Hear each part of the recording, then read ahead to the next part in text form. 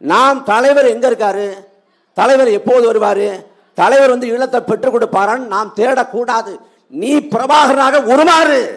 கண்முன்னே அநீதியும் அக்கிரம் நிகழ்த்தப்பட்ட போது அதை காண சகிக்காது தன் இனத்தின் விடுதலைக்காக எந்த எல்லைக்கும் போக முடியும், என்ன வேணாலும் செய்ய முடியுங்கிற ஒரு அளப்பறை இனப்பற்றுதான் பிரபாகரங்கிற ஒப்பற்ற தலைவனை பிரசவித்தது.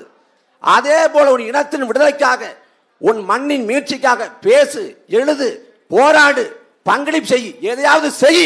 ஆனால் வென்றே திறனும். அது மட்டும்தான் நமக்கான வாய்ப்பு.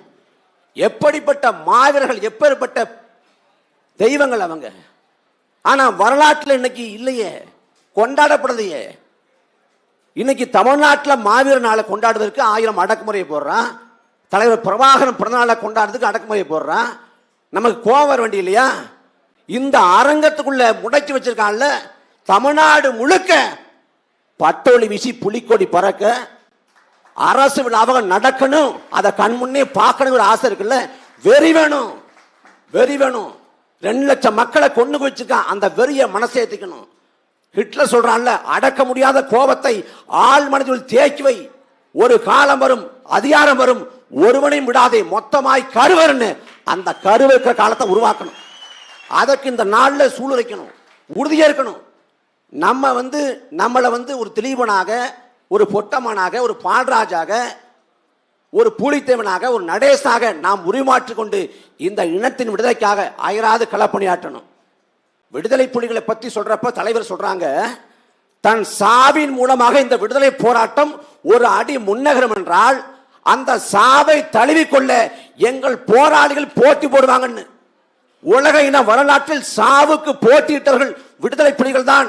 2000 ஆண்டுகளுக்கு முன்பாக வள்ளுவம் பாடுறான், விழுப்புண் படாதெல்லாம் வலிக்குன்னு வைக்கும் தான் நாளை எடுத்துன்னு. ஒரு நல்ல சுத்தமான வீர விழுப்புண் படாதனால வீணாக கழிந்து போன நாளா கருதுவான்னு.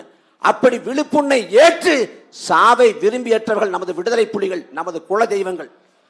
அந்த தெய்வங்களை போற்றணும், அவங்களோட கனவை நாம் அடையணும். நீங்க உறுதியா ஒன்னே ஒன்று நம்புங்க. உங்களுக்கு கடவுள் நம்பிக்கை இருக்கோ இல்லையோ அது அப்புறம்.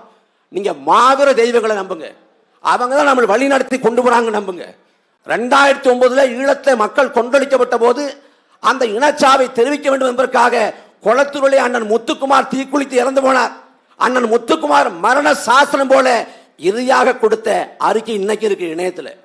அதில் எப்படி தொடங்கும்? விதியே விதியே இன்சை நினைத்தாய் என் தமிழ் சாதியை அப்படின்னு தொடங்கும்.